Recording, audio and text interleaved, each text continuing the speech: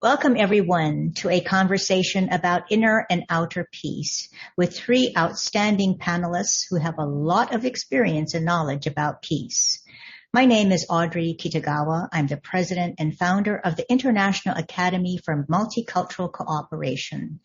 It is my great privilege today to have these three distinguished members of the Academy's International Advisory Council join us for this important discussion. My deepest appreciation to Jonathan Granoff, Dr. Azza Karam, Sadhvi Bhagawati Saraswati for participating in this discussion today. We will explore possible answers to how do we achieve peace on Earth, especially in the face of all the challenges we have today. Is peace the responsibility of our governments and world leaders, or is it our own personal responsibility? Is world peace possible if we don't have peace within ourselves? And is finding inner peace possible without working toward peace in the world? In this discussion, we will distinguish between inner and outer peace, and I suggest to you that perhaps outer peace is a reflection of the inner peace, which must exist first. The many external disturbances that we face are really reflections of our own inner state of being projected outwards by individuals, families, communities, and even entire nations. In order to foster change, the hearts of mankind must be moved to do their own inner works. And perhaps, given the current state of the world, this is exactly the right time when people are starkly faced with the world's greatest existential challenges to commence their inward journey simultaneously to find peace. In a speech in 2015, Zbigniew Brzezinski, former national security advisor during the Carter administration, expressed his concern that world peace would not likely be the result of the actions of the dominant international powers because of increasing contentiousness.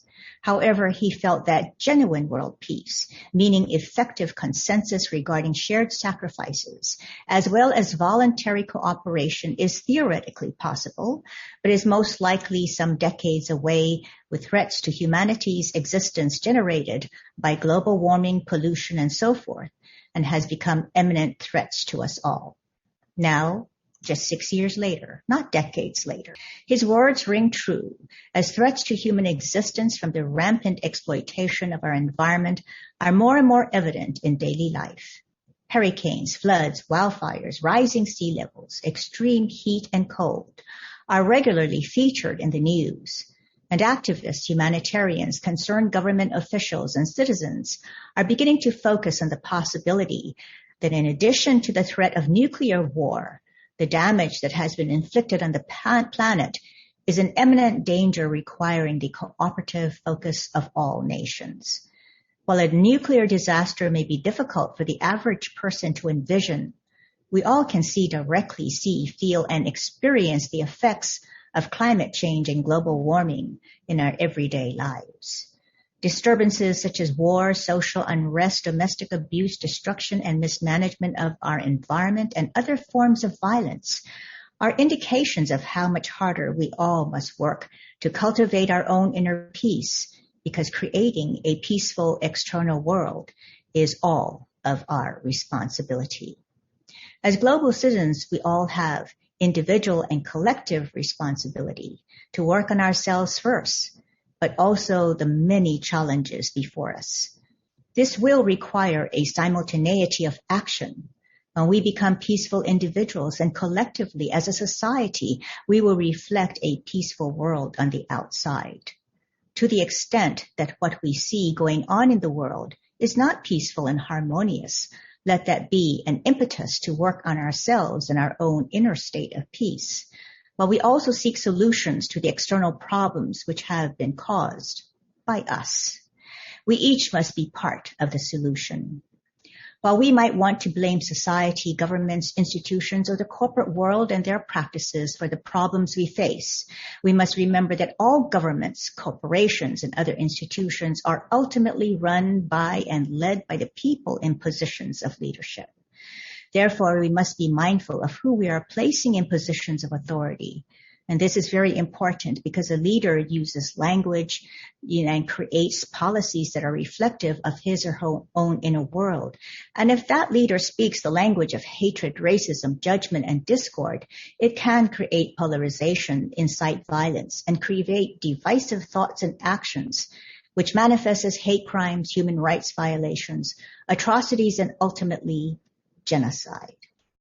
Our spiritual communities and faith leaders have a responsibility to share messages of peace and educate the members of their communities about proper practices that will help them to live lives that are in alignment with the goals of love, peace, and happiness.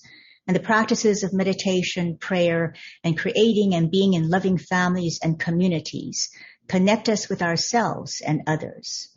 Places of worship have always been a beacon for those seeking solace and peace, and they have a responsibility to create opportunities to raise the collective consciousness of mankind and continuously to help us remember that our connection to the divine source is primary. It is my joy now to share this conversation with three individuals from such diverse backgrounds and spiritual traditions, whose perspectives on the topic of inner and outer peace are sure to bring forth thoughts, ideas, and inspiration that will help all of us on our journey together toward inner and outer peace. It is my privilege to introduce Jonathan Granoff. Jonathan Granoff is the president of the Global Security Institute. He is an attorney, author, and international advocate, emphasizing the legal and ethical dimensions of human development and security, focusing on advancing the rule of law to address global security and the threats posed by nuclear weapons. Jonathan has represented the International Peace Bureau at the Nobel Peace Laureate Summits in Rome every year since 2002. He is a recipient of the Rutgers University School of Law's Arthur E. Armitage Distinguished Alumni Award and a 2014 nominee for the Nobel Peace Prize. Jonathan has been blessed with the privilege of studying for many years with Baba Mahayadeen, an enlightened Sufi master. Jonathan, you now have the floor. God bless you. Thank you. You said so much that needs to be said, grounding the presentation in the very first and foremost place where we are responsible for peace, and that is within our own birth. I often wonder how people who are not in a state of peace internally can expect to bring peace into the world externally. And we've just seen in the political leadership of the major countries of the world numerous instances of ego-driven, insecure men, almost all men, causing tremendous suffering for so many people. But the first place that we are responsible for peace, and there's never any excuse for not pursuing it, is within our own consciousness, within our own self, within our own hearts. The journey from the head to the heart, from imaging oneself and imaging the divine to the heart where the experience of the divine can take place, is the most important journey we can take.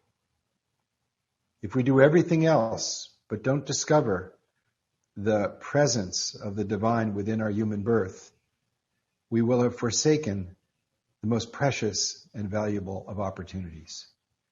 So I'm going to say a few principles for the pursuit of inner peace,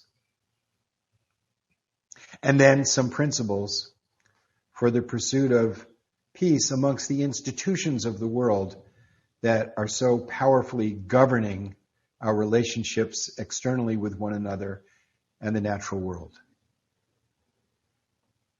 Peace is an inside job. And the first principle, I think, in terms of our actions that enhance peace inside in how we act in the world, is that we have to love people and learn to use things, and never to love things and use people. People are precious, and in the process of learning to love one another, the transformation of developing a heart that is capable of experiencing the love of God, the love that comes from the mystery that brought us into the world, the consciousness that's capable of knowing the forgiveness that is our birthright, the patience that is our birthright, the contentment that is our birthright, comes about. But when we love things like our ideas, our dogmas, our property, our identity of race, religion, caste, creed, nation, and put that before our love of life and people, we forsake that birthright. Because the power of love is the transformative power. It's not performative, it's transformative. And when a person is transformed, they perform differently. So another principle is separate from oneself that which separates one from others. Because exactly the same qualities that separate us from one another, anger, falsehood, jealousy, pride, vanity, separate us from one another. And the qualities that bring us together as people, love, compassion, patience, tolerance, justice, bring us together with ourself, with the source of ourself, and with one another. Those principles are enough to get guidance that can eliminate the greatest insecurity, which is the insecurity of our mortality. And we've just experienced an amazing human awakening on the planet because of the pandemic that has demonstrated to so many people how frail and precious breathing is. How frail and precious breathing is. Now, breathing is a very mystical phenomenon. It ties us together with the trees that are like upside down lungs that provide almost half of our oxygen, and the single cell organisms in the ocean, the phytoplankton that produces over 50% of our oxygen. And that those living things are breathing us, and they're part of us. They're part of our body. And we are operating in the way in which we produce goods and services, drive our cars, heat our homes in such a way that we are injuring our lungs. We're injuring our ability to breathe and survive and live. Because we're doing it based on a myth, the myth of perpetual growth and the myth that the natural world should be manipulated to serve our ideas and our needs, rather than the duty that we have to live in harmony with the natural world. We have an economic system based on perpetual growth. The natural world doesn't operate that way. If the human beings, if we all disappeared, the ants would do just fine. But if the ants disappeared, we'd only live for a few months. We need a little perspective and realism. And the other major institutions that are governing the outer world are also operating based on a myth. Our nations, last year our nation spent almost $2 trillion in weaponry designed to pursue peace by threatening ultimate annihilation, particularly the nuclear arsenals. And we've come to the point where the more we perfect the weapons, the less peace, the less security we obtain. The more the weapons are perfected, the less security is obtained. The world now is practically compelled to realize the unity of the human family, which has been a spiritual admonition of the wise since time immemorial, to see all lives as precious as one's own, regardless of race, caste, religion, ideology.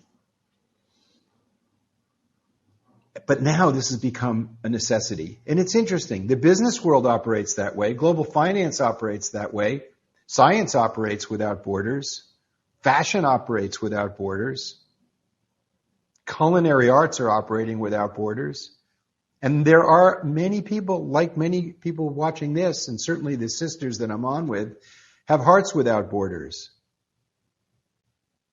But we don't have a security system, a way of pursuing peace based on a borderless world.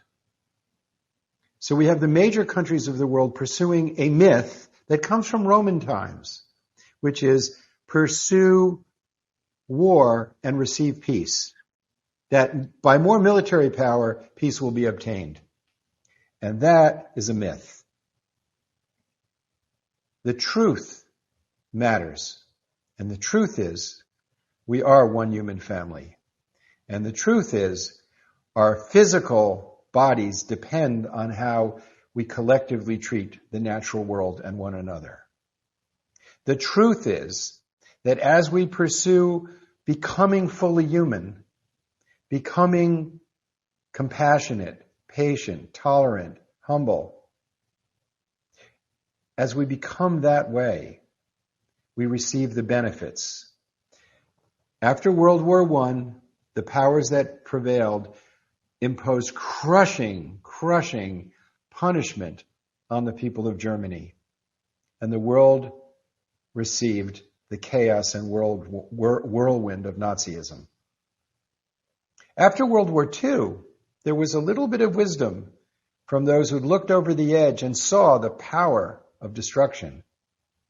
Not only did they create the United Nations system, but the most powerful country instituted the Marshall Plan, the consequence of which was Germany and Japan became robust democracies and trading partners. Virtue in action works. Fear and the pursuit of power do not work in our individual lives, nor do they work in the affairs of nations. My prayer for myself and for all of us is that we realize the fullness of our humanity in this birth and realize the power of God's love. Thank you, Audrey, for bringing us together to share. And I really look forward to my two incredibly beautiful and wise sisters. It is really an honor to be in this panel. I mean, I'm humbled and grateful, deeply grateful to be here. So now I'd like to introduce Professor Dr. Azza Karam.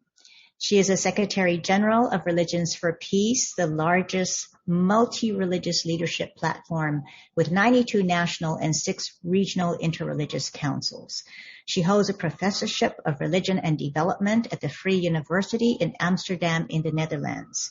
She has served in numerous capacities at the United Nations as well as other intergovernmental and non-governmental organizations, including the United Nations Population Fund and the United Nations Interagency Task Force on Religion and Development.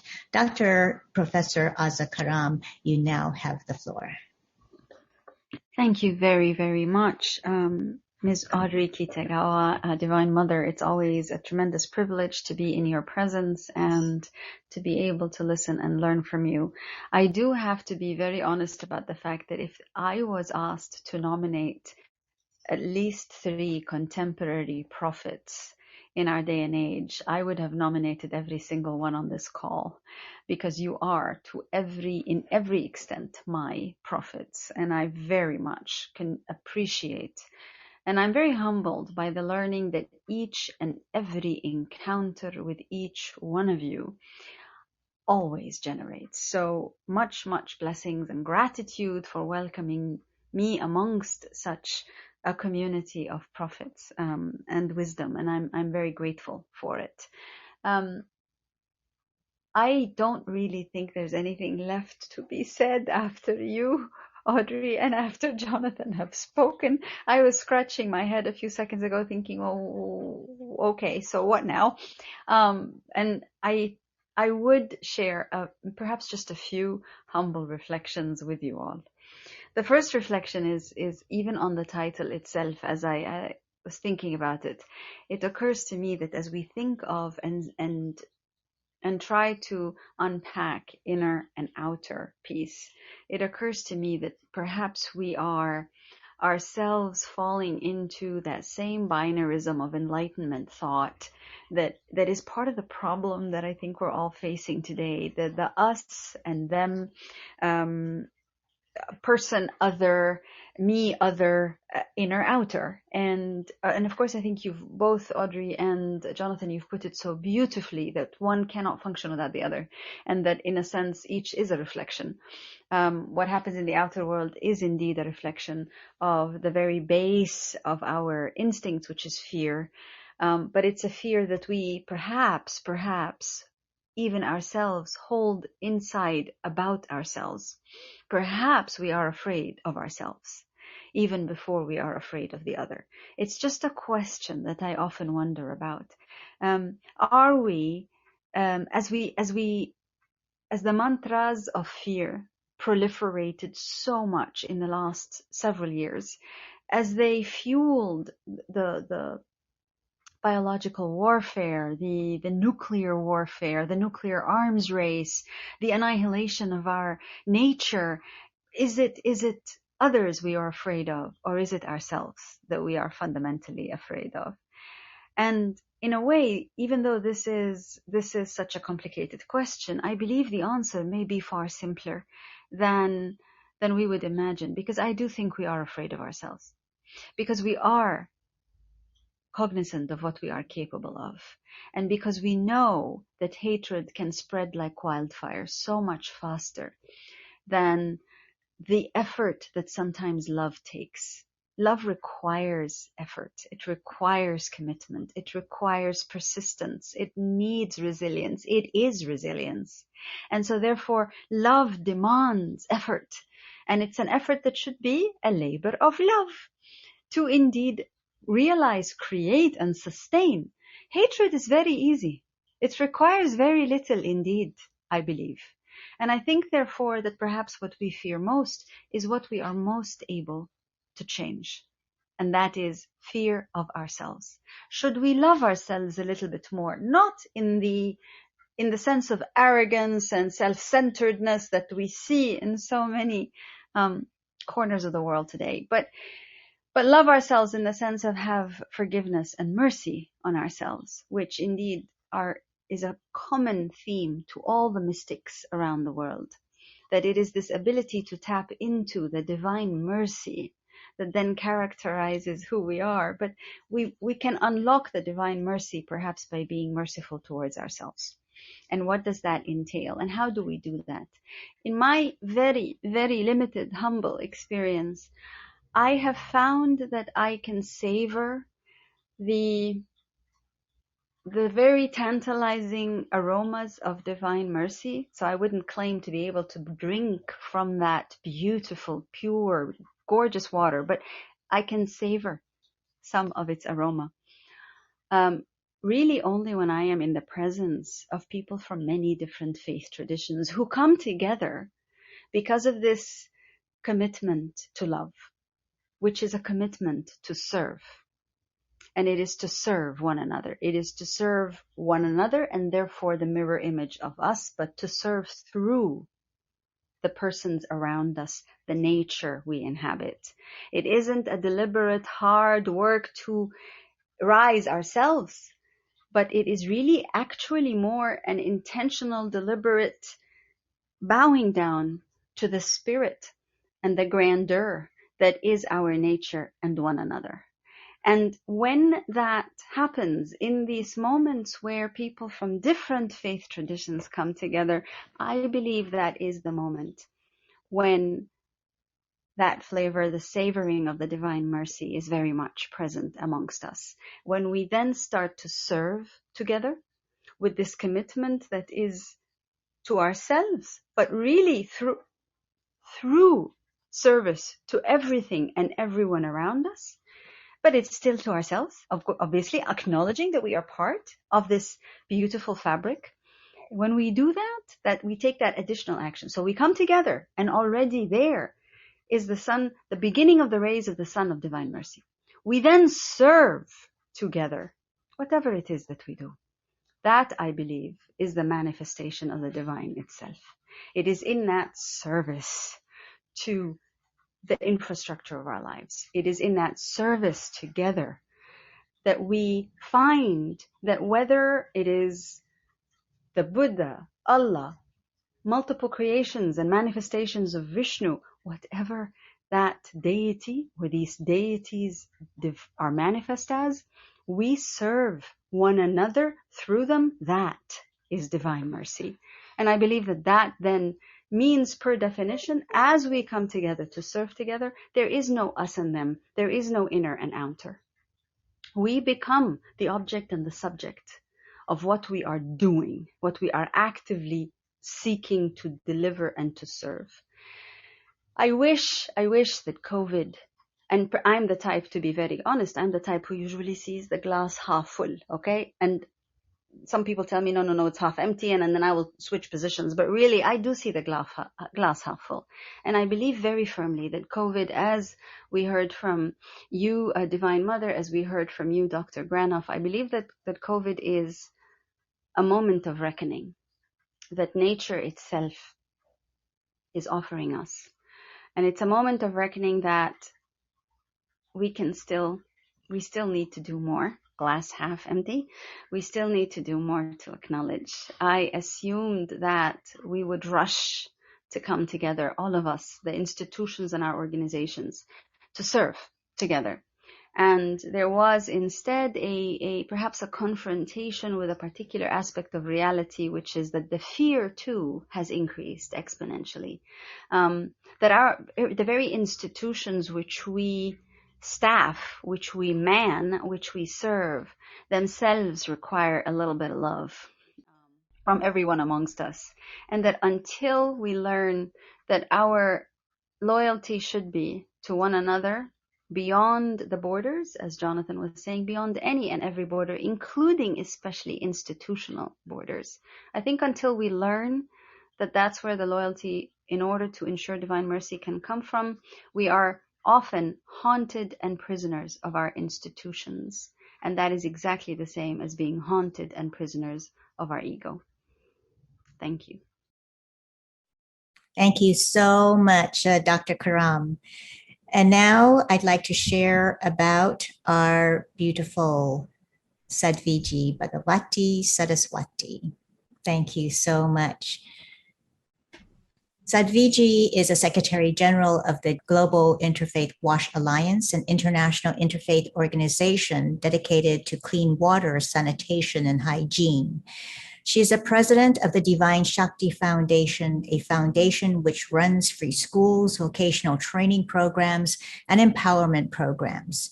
She is the director of the International Yoga Festival at Parmath, and she is a renowned spiritual leader and motivational speaker based in Rishikesh, India.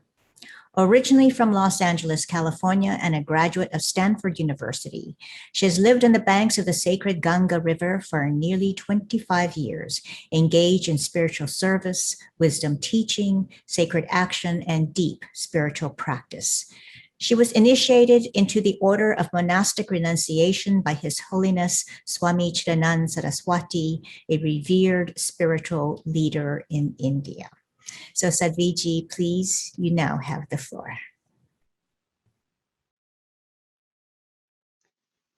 What a beautiful, beautiful gift it is to be together. In Sanskrit, there's a word satsang, and it's used colloquially to refer to gatherings when we meditate or we pray or we give spiritual discourses or have questions and answers. But literally the word means in the presence or the association of truth. And this gathering today, this panel today actually feels much more like satsang than like work or like an event. It really feels that we are together in that association of the capital T truth. And so it's very, very precious. And I'm so deeply grateful, Audrey, to you and your beautiful family for convening us, for organizing all of this, to my beloved sister, Dr. Azza Karam, and my beloved brother, Jonathan Granoff. And just what a joy. In Sanskrit, in the scriptures, it said, Yatha drishti, tata shrishti. As is the vision, so is the creation. It's also said, Yatha pinde, tata brahmande. As is the individual, so is the universal. So is the supreme. So is all. As we are inside, so we create, whether through our vision, our thoughts, the place where there is no difference between those. But it's irrefutable that we are co-creating our world. We're co-creating our present reality. We're certainly co-creating our future. But we're even co-creating the present moment and the present reality through our thoughts, through our reactions, our responses to those thoughts. So through our words, through our choices, through our decisions, through the very energetic eminence of our beings in the world, through the narrative, the filter with which we see the world. So are we seeing it, as has been so beautifully shared already? Are we seeing it as us versus them? Are we seeing it as self and other? Or are we seeing it as one? And this is where our individual spiritual work, our meditation, our prayer, our scriptural studies, whatever our individual spiritual path may look like, part of a official religion, not part of an official religion, it doesn't matter. But this is where that practice is so important, because it truly changes who we are and therefore what we are bringing to the world. So for those of us who are deeply engaged in a lot of action in the world, it's critically important for us to remember and re-remember that our spiritual practice, taking the time to meditate, to pray, to read, to study ourself, to connect with God in whatever that may mean for us, is not selfish or self-indulgent, but it's actually the most powerful thing that we can do to help the world. When we are in peace, that is what we exude and share.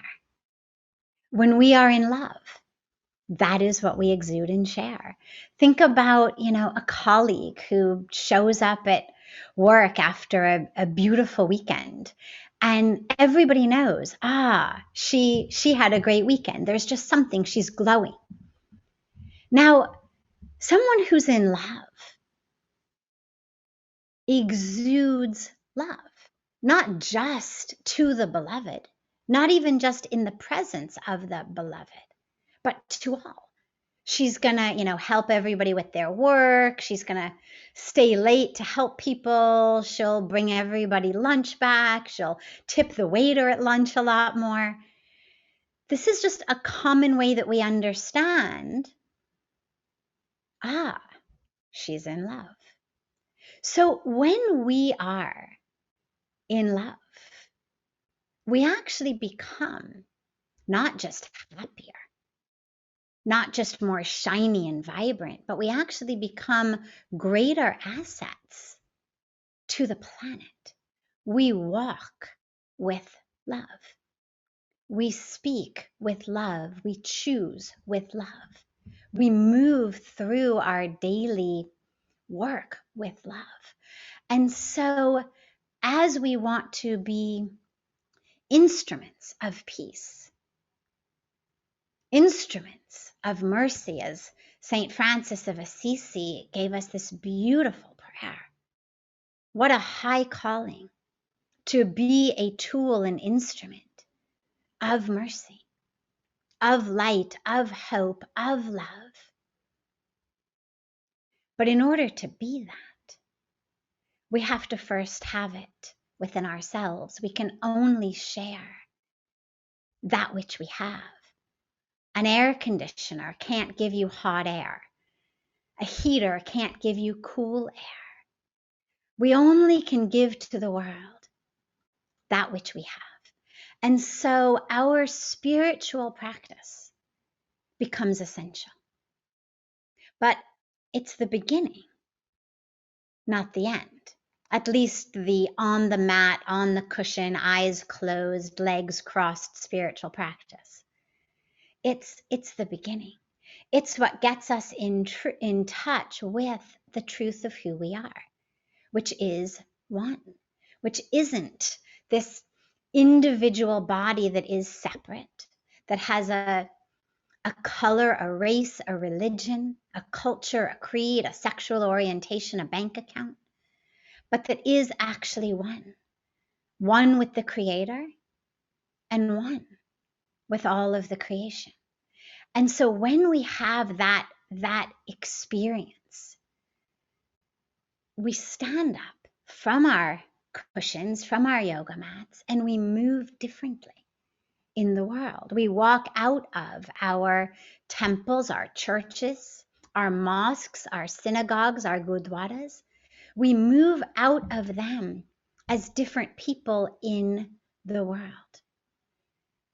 And then everything we choose becomes chosen from that awareness that we are one, and that there really is no place I end and you begin.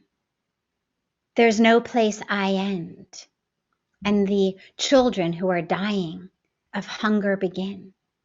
No place I end and the polluted rivers or those depending upon them begin. And this is the last piece I wanted to share, is that as we're speaking about internal peace, it's not in a vacuum. It's an internal sense that is one with all. And with external peace, it's not just an end to guns and bombs and missiles and grenades. It's an end to our sisters and brothers not having access to clean water, to clean soil, to clean air. It is an end to all of that violence. Because for women to be raped in the fields where they have to go in the night in order to defecate because they don't have a toilet, that is violence.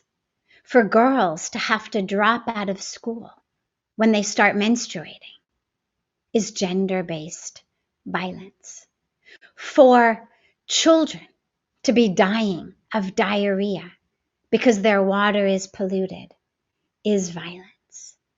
So as we speak about external violence and external peace, we have to realize it doesn't end with guns and missiles and bombs and grenades, but that external peace that we need to bring is a peace across the board, a peace of a clean environment, of a healthy environment, a peace with all of Mother Earth, a peace that is rooted in that oneness and connection with the Creator and with all of creation.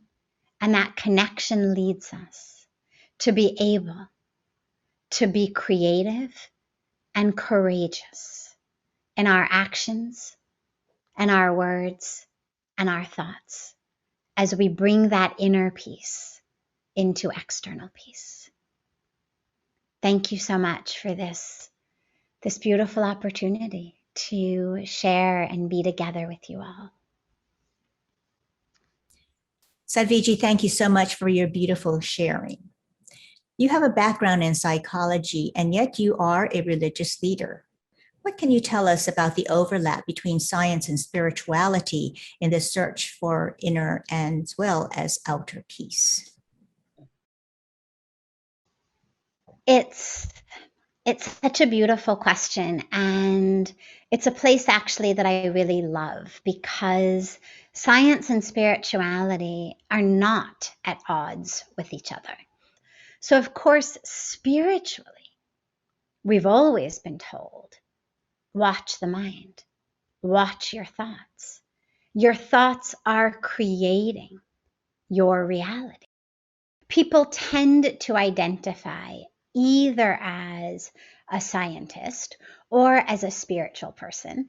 And those who identify as scientists tend in many tragic ways to separate themselves from truths of the spirit, truths from within the framework of our spiritual traditions, which means that they cut themselves off from the truth of who they are. And so I love these days that science is now showing us very much what our sages and saints and rishis and yogis have been saying for thousands and thousands of years, which is, as you think, so you create. As is the inner world, so is the outer world. And so today, for example, we have modern technology. There are brainwave scanning machines that will give you a reading of your brain waves, much like an EEG, but that don't actually touch the skull, that are a few inches outside the skull.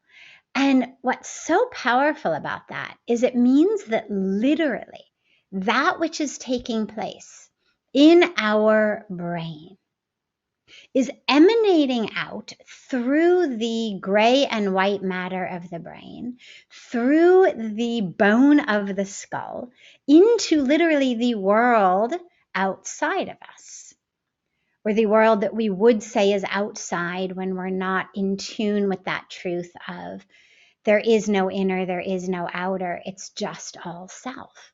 So literally a machine today can pick up my brain waves without even touching my brain, which means what you think is going out into the world. How you feel, how you believe is going out into the world.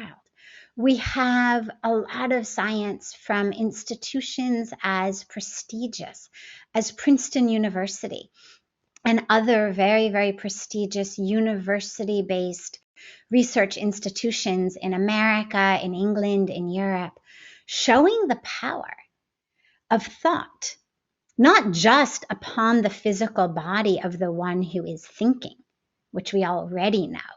We know the power of my thoughts on my own digestion, my own immunity. If you doubt that, just sit down to a meal and start thinking of all the things you're angry about, all the people you hate, and you'll see the havoc it wreaks on your digestive system.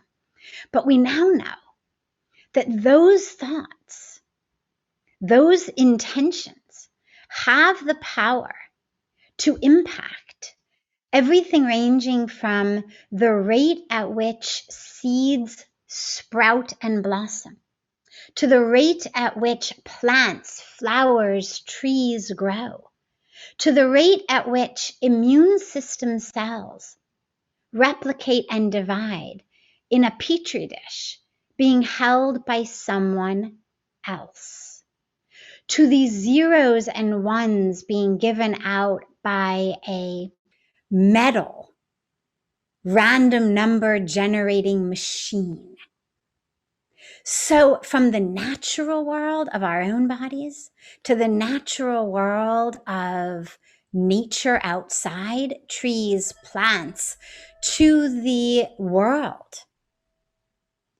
of others, what we think is impacting everything. What we think is radiating out. And so this is where our spiritual teaching of watch your thoughts, you will see the future, now is being shown to us by science. The very last piece of this to mention that I love is in quantum physics. First, they told us that we had two things. We had particles and waves, matter and energy.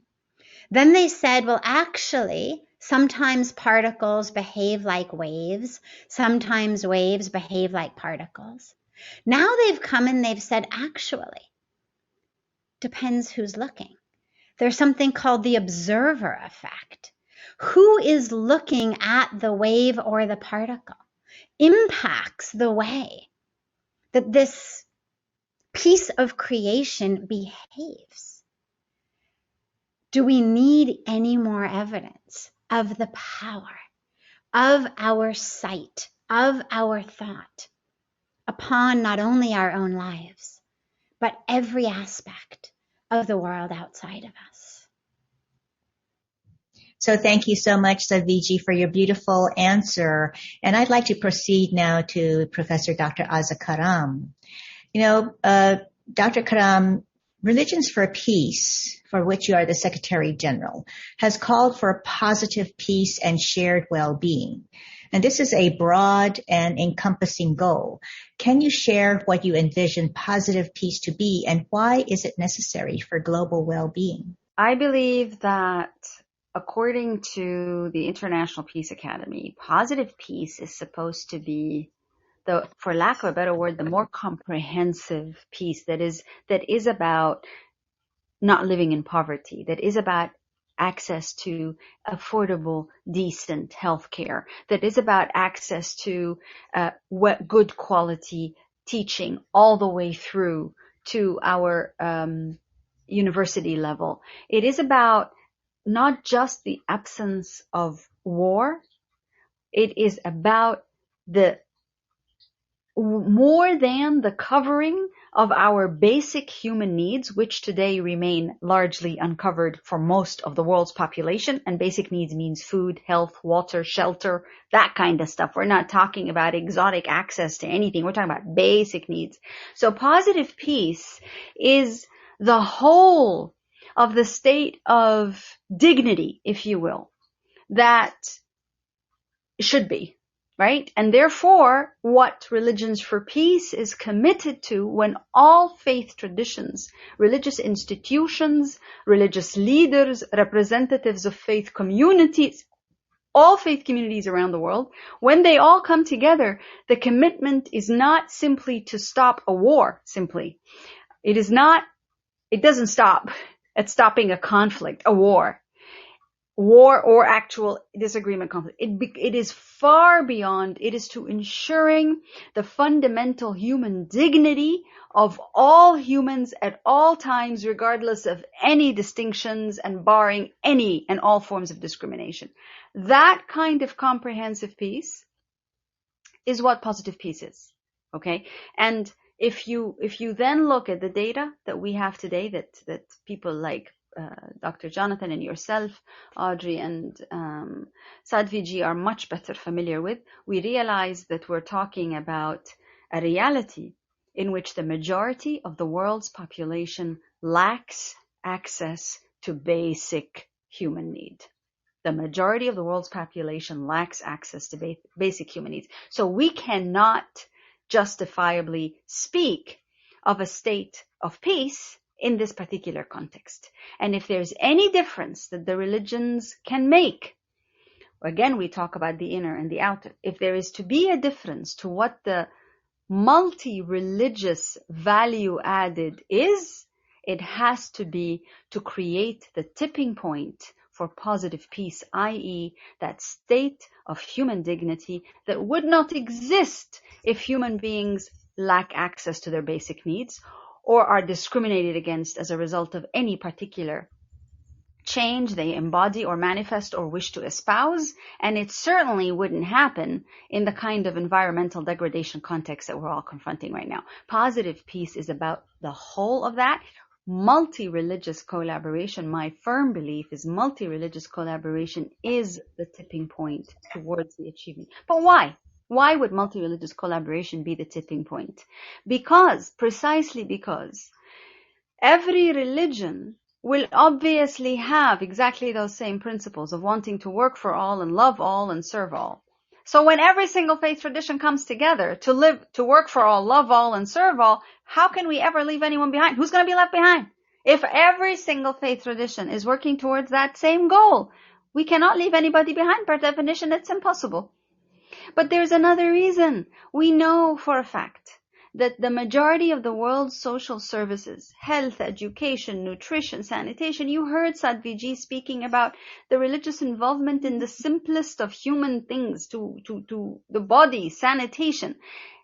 The truth is that the majority of the world's social services as we know them today, what we call development today, is actually provided in most cases through many faith-based organizations. Whether it's the schools or the clinics or the healthcare centers, whether it's the actual building of initiatives that look after people, whether it's housing people in times of humanitarian disaster, the basic social services that most of the people today encounter and have access to are actually provided. So many of them are provided through faith-based organizations. Now, academics love to differ about just how much % of basic social services are provided by the world's faith organizations. Oh, is it 30%? Is it 25%? Where did you get that data from? That data's not accurate. Oh, sure, of course. But you know what? Even if it was just 1%, it would be a big difference. So on a practical level, multi-religious collaboration is about bringing together and increasing the scope and the outreach of these basic social service providers. And at the moral and emotional and psychosocial level, it's about serving the needs together such that no one is left behind. Thank you so much for your response. And I'd like to go to Jonathan Granoff now.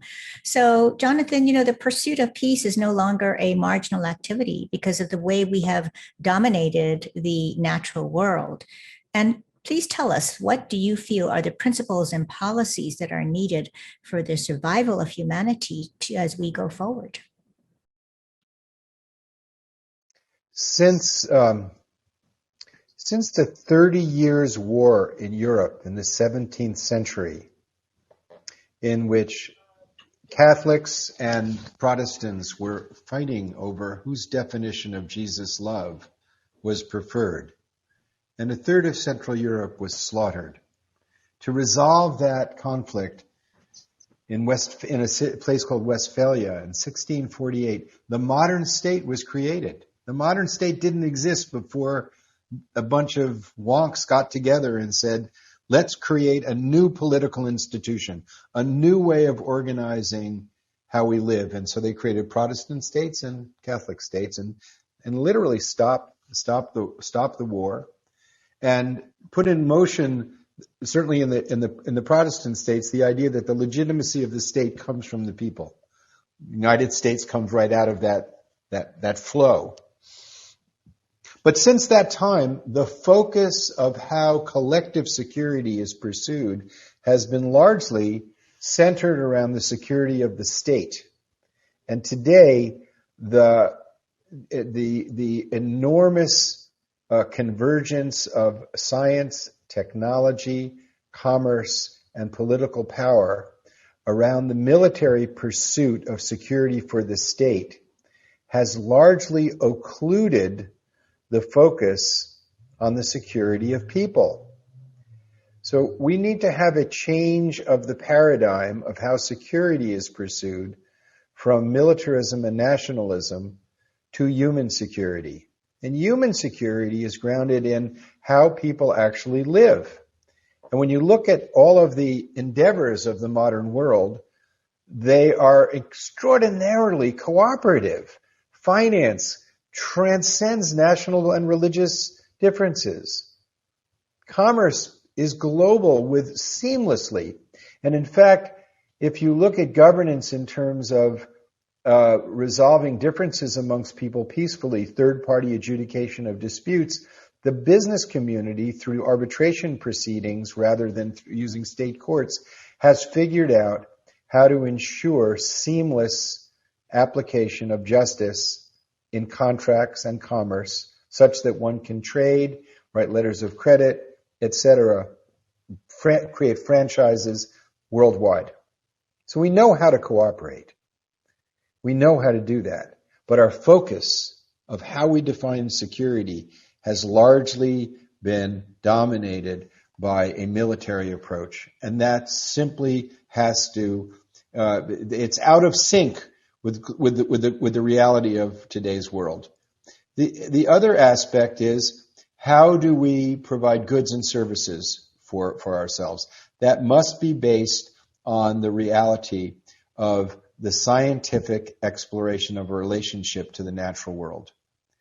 But because human beings are value creatures, we need meaning in our lives. We give meaning. We are blessed with meaning. We can't just view our relationship to the natural world as goods and services. We have to recognize the value intrinsically of the natural world, the value of other species, the value of life itself. And so I would say that in terms of human security, there are pillars. One is the values in the Universal Declaration of Human Rights, which is the dignity of every individual, as Dr. Karam pointed out. That value opens the door to so much, because you can't do that unless you see the value in yourself. And the other is the use of science rather than only commerce in our relationship to the natural world. And most importantly, focusing, the state's first duty is to provide security for its citizens, and that is human security, not militarism. Those are the principles that I think have to guide us. Military power has not proven very powerful in Afghanistan, in Vietnam. It will not solve Kashmir problem or Palestine, Israel, or Azerbaijan and Armenia. No, these are human problems, and they are only solved by our common humanity. Thank you so much. And I have a question for Dr. Karam. Why does having a multi-faith perspective and understanding matter so much? And what difference does it make in the search for inner and outer peace and well-being? So a great question. For the same reasons that I shared earlier and that I think were much better articulated by Sadhvi Ji and Dr. Jonathan. First of all, on a practical basis, religious institutions and organizations provide basic social services around the world. So when they work together, that's more services for more people, going further and scaling up impact. It's just that simple formula. When religious leaders come together, when religious institutions come to serve together, there is no room for fundamentalism amongst any of them. The very act of coming together to work together means it's an act of compromise, compromising on certain things that are really about excluding the other and being better than someone else and being the chosen ones rather than the others who are not chosen. Once the religious actors come together, per definition, the common ground is created between them. And that common ground, in 99.9% of the cases, if not 1,000% of cases, is a ground of mercy, is what they can all agree to, which is that fundamental message of mercy that all faiths have. So they can certainly do it on their own, and they do, but when they come together, that space for mercy simply is bigger, is exponential. It therefore leaves no one out. And I think that's the very simple, I think it was Albert Einstein who said the genius isn't really in recognizing the obvious. It's not going through convoluted hoops and loops to try to see. It's the very obvious. And the obvious here is that when all those who believe come together to serve, mercy reigns. There's the room for dogma is significantly diminished. You can talk dogma all you want, but you can't serve with dogma. When you serve together across the different divides, you per definition have to serve mercifully with less recognition to distinction and more mercy for the sameness that characterizes us. What COVID has taught us, because we weren't obviously seeing it in spite of so many different signs, what COVID has taught us is that we're all mortal, and this planet is infinite. It's something that we must preserve. Sorry, the planet is finite. We must preserve it. If COVID has taught us one thing, it is that we are interdependent beings. So nobody's safe until everybody is safe. And when all religions come together, the time and the space and the luxury, quite frankly, to be so arrogant towards one another's faith traditions and one's own belief systems is not there. It simply cannot be. I cannot love you and be determined to serve alongside you if I think that you are less than me. It just doesn't work. Then I'll just go do my own thing, thinking I can do better on my own. The whole point is that the minute I recognize that I need to serve alongside you, I am also letting go of that incredible sense of dominance and arrogance that I may possess, thinking I can do it alone. That is what religions must be compelled to do, because every religious tradition and institution has ingrained within it the capacity to go it alone, to try to prove that this particular faith is the best, the only. And that tendency is deeply harmful for all of humanity. How do you counter that tendency? When you step down from that ladder of remarkable arrogance to realize that to love is to serve is to understand that nobody's better than anybody else, because we all are mortals in the eyes of the divine. That the divine is within us as we serve that divine. It's a simple matter like that. Thank you. Well, thank you for that very, very powerful answer.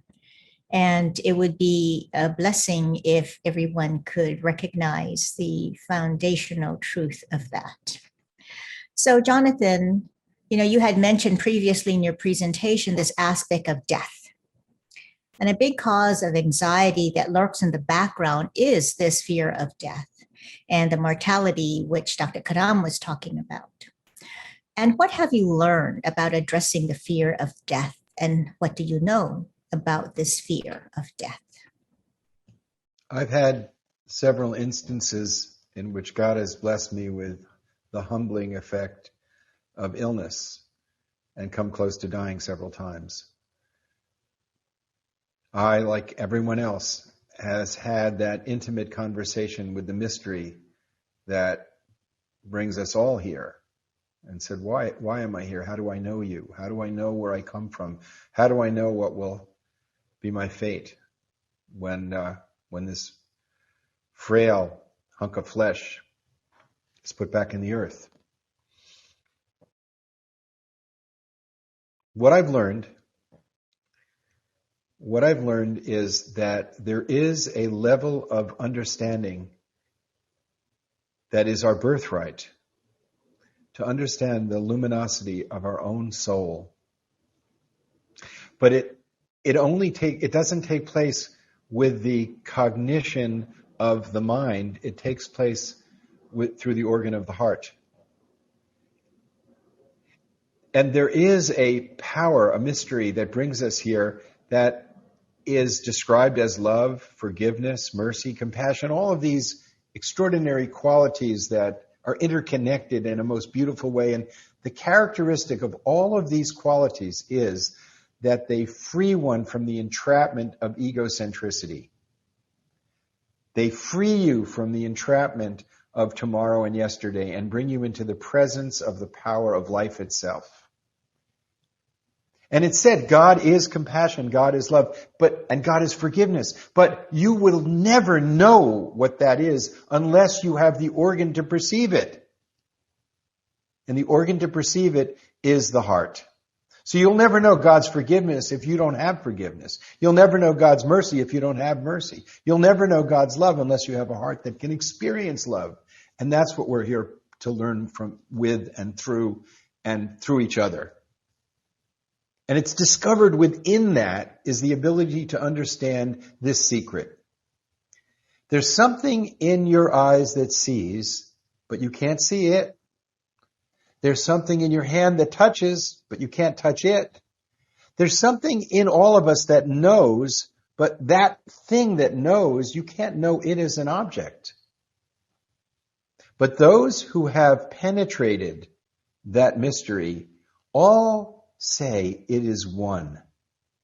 That we are, as it were, interconnected on an inner level. That there is a unified field of consciousness and life and being itself, calling it God or the light of God. It's a mystery beyond description. But we know this, that the people who've experienced that all come back from that experience with what Azza said, wanting to serve and care for one another in a loving way. As Sadhvi said, wanting to care and love one another in a beautiful way.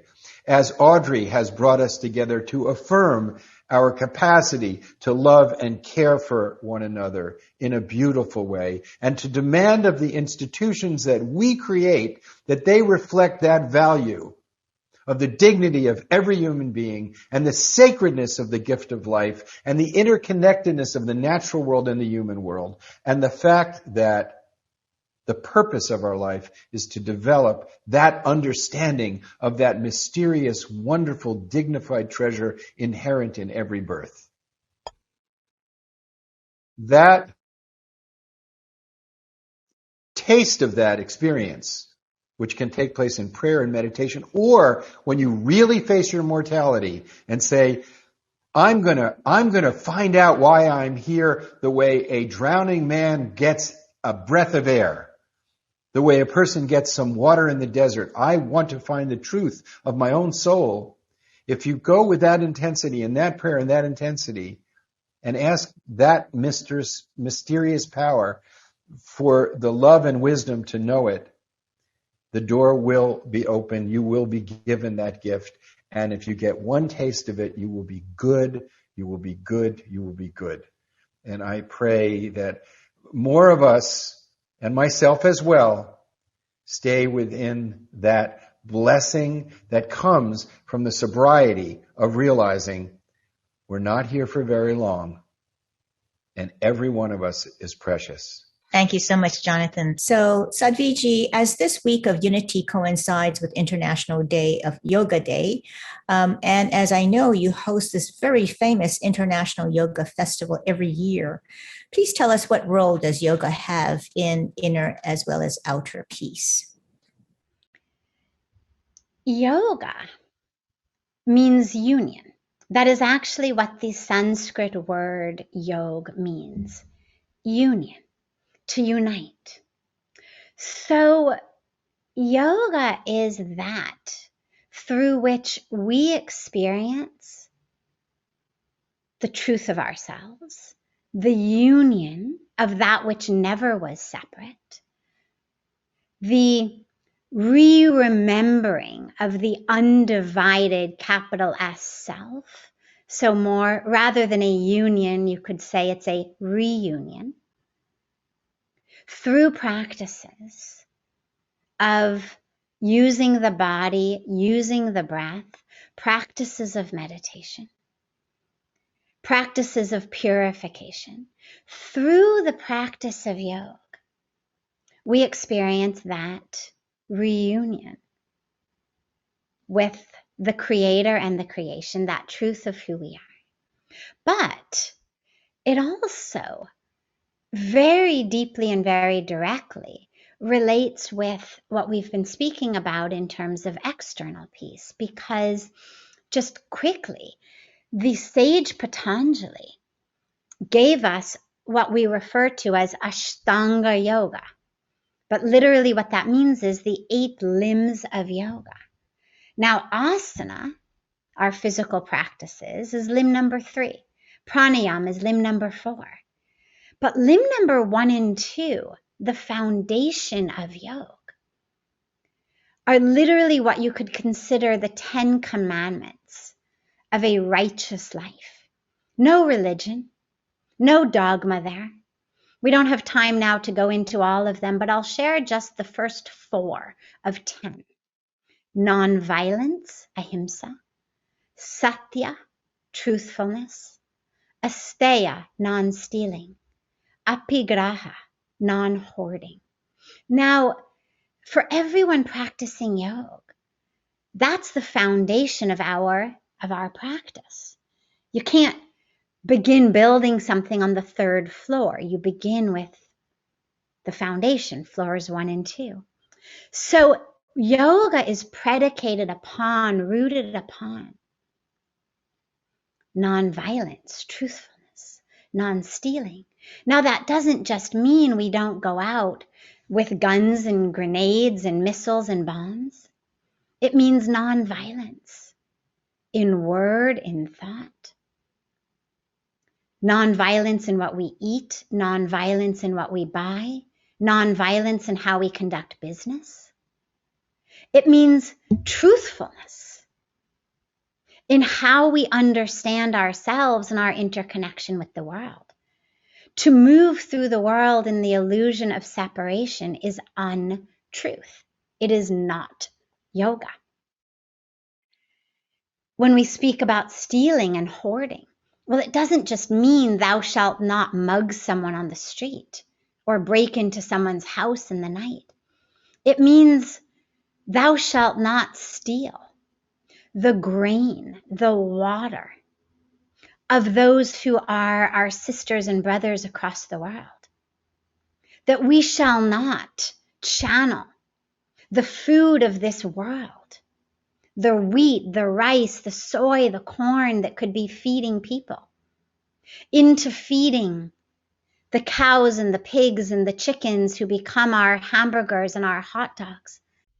It means that we may not steal the water that is needed by the people of this planet in order to run industries, whether it's animal agriculture, whether it's fashion industries, whether it's so many other industries that are rooted upon this idea that those who have the luxury to choose should also have the right to make choices that deny others what are inviolable rights to food, to water, to safe working conditions.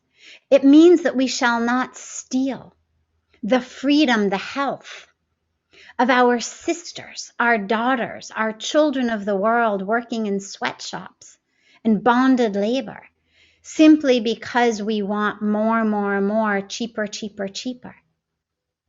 So it means consciousness in every minute and every moment, in what we buy, what we wear, ensuring it's organic, ensuring it's fair trade, ensuring it is not created in ways that are harming our sisters and brothers of any color, any race, any religion, any species across this planet. That it is not stealing from people today or from our future generations.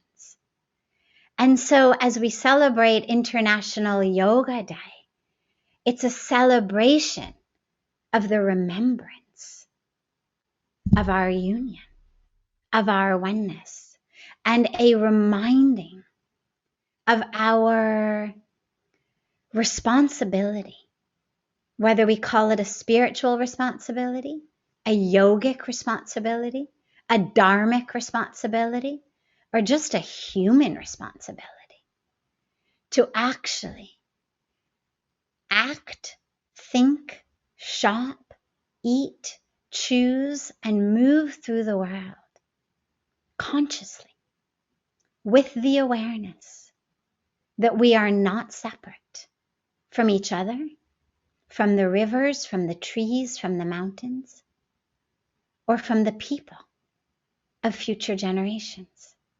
We are not separate from that power that has created, and it is our responsibility to live this precious gift we've been given in consciousness, in awareness, in love. Thank you so much for your very beautiful, beautiful answer. So, Sadhvi ji, would you please care to give us your closing remarks and what you would like to have our audience be left with of what you have to share? So much has been shared today already. It's been such a gift, as I said. And as we all keep saying, I think in closing, I would say, if you are committed to inner and outer peace, even if you're committed to just one of them, hopefully today you've realized they are inextricably linked from each other. So regardless of where you enter that river of peace, that river of love, the river is endless and flows through all of us. And so if, as we are committed to this, let us commit ourselves to those three components I spoke about earlier, which are connection and courage and creativity. And they go together. First, we commit to connection. Connection meaning to the divine, whatever that may mean to you, to the truth of who we are, that oneness with the divine creator, that oneness with the divine creation, that oneness with all. And as we connect to that, we become vehicles and vessels, instruments, tools of the flow of the divine, that same intelligence that turns caterpillars into butterflies, that same intelligence that puts apples on apple trees, the same intelligence that causes flowers to open their petals to the sun, or trees to learn to grow sideways if they need to get the light.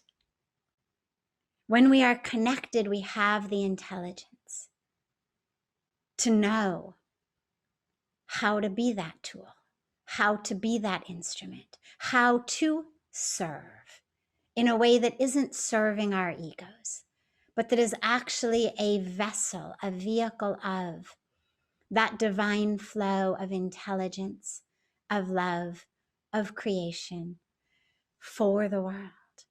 And we open our hearts courageously because it's not always easy. It isn't always in alignment with the status quo. A lot of times it's a whole new way of being.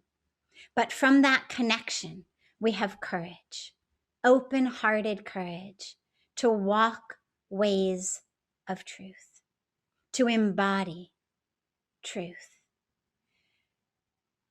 And out of that stems creativity, ways of then bringing that connection into action, how we can think differently, act differently, vote differently, implement differently, have different policies, so that that peace, that expanded definition of peace, can be brought through us, through the collective us, to all of our sisters and brothers across the world.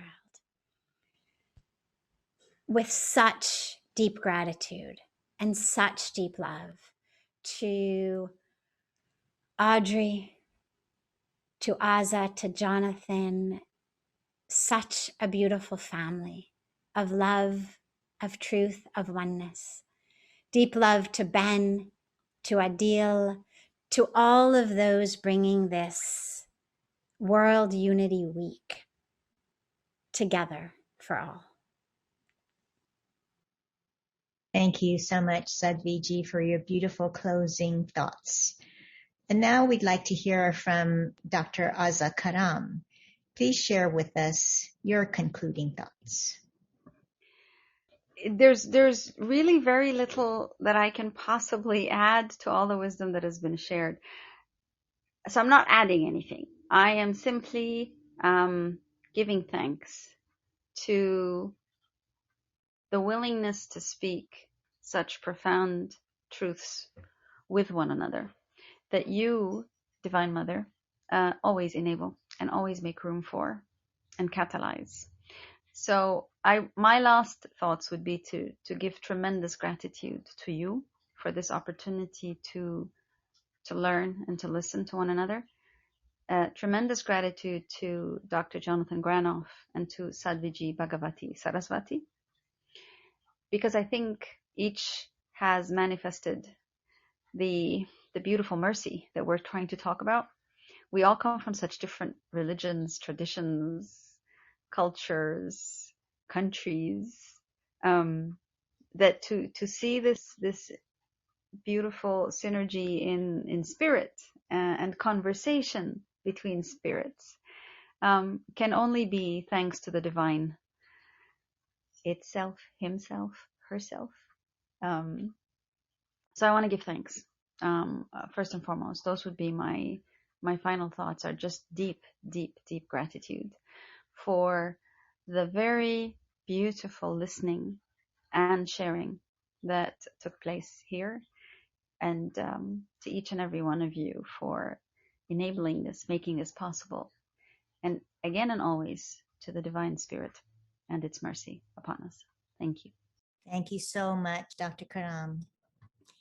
Now let's hear from Jonathan Granoff and your closing thoughts. First, the flow of wisdom that we've just experienced, my closing thought is that this flow should continue in all of us, because what's so wonderful about wisdom is that it's always fresh, always refreshing, and it always causes us to remember the best. And there's been a lot of remembering and pointing toward the best. And wisdom is that consciousness that can understand consciousness, can discern what is good, and can discern how to bring it into action. Knowledge, the great Sufi master, Sufi saint, Bawa Muhyiddin used to say, knowledge without wisdom is like rain falling into the ocean. No matter how much knowledge without wisdom, it won't satisfy your thirst. And wisdom comes from the heart of compassion. That point of compassion is the foundation of equity in law. That all are equal under the law. That all have to be treated with justice. That all lives are precious. Now, to some extent, this is sort of like our mother saying, wash your hands before dinner. We all know this. But we do have to remind each other, because as you remind others of these truths, you hold yourself to account to live by them. And that's a big deal. It's easy to say these things, but to live by them takes focus, balance, effort, and commitment. So my closing thoughts are asking everyone to help me with that balance, that commitment, and that love, and imploring others to bring the best of themselves into action, to go from the head to the heart to the hand. Now, one of the things that I think could be done, and I'd like to end with something people can do, is ask of every leader, every political leader, especially in democracies, 3 questions. 1, what are you doing to protect the climate? Because the health of the oceans, the health of the forests depends on the climate. It opens the door for many things. Not whether you should, but what are you doing to do that? 2, what are you doing to eliminate poverty and the crushing suffering of people in which no matter how hard they work, their conditions don't change? We now have the social organization and the scientific and technical capacity to eliminate this kind of suffering. And if you go to the least amongst us and take care of them, many things of virtue and goodness come. And 3, what are you doing to get rid of nuclear weapons? This is the codification, institutionalization of the apex of evil, putting the entire future of humanity at risk for a human creation. And last but not least, to ask yourself, have I found the highest, most pure, beautiful love within myself? Have I found that? Have I found the power that gives me life? Have I found the reason why I've been blessed with the gift of journeying through life? Have I found this love? And if you know a little bit about it, am I bringing it into action? And I want to end with a simple prayer. May that great power that gives us life, that gives us breath, that gives us the gift of being in space and time together, give us hearts of courage, melt our hearts of all of the dross that causes differences, and give us the courage to feel the suffering of others and the joy of others as our own, and give us the courage to love as we are loved by the evidence of this breath, of this heartbeat, of this vision, of this taste, of this smell, of this touch, of this sunrise, of this blade of grass, of this wondrous creation that we're put into. Give us hearts of gratitude and the humility to serve. Every wave discovers itself when it bows down and discovers, aha, I am the ocean and I am one with all the other waves. May this knowledge of oneness gained in humility toward the gift of the Creator be bestowed on all who are listening. And may that blessing spread in our lives. Amen. Thank you so much, Jonathan, for your beautiful words of wisdom. And I'd like to express my deepest appreciation to our distinguished panelists for taking the time today to share your thoughts on this very important topic. And anyone who knows Jonathan Granoff, Azza Karam, Sadhvi Bhagawati Saraswati, know that to bring them together to dialogue on a very important topic is an exceedingly special occasion. And this conversation brought forth each of their unique perspectives born of dedicated, selfless service to humanity, for which I deeply thank each of them. And peace on earth can indeed be a reality, and to attain that reality, we must first find our own inner peace.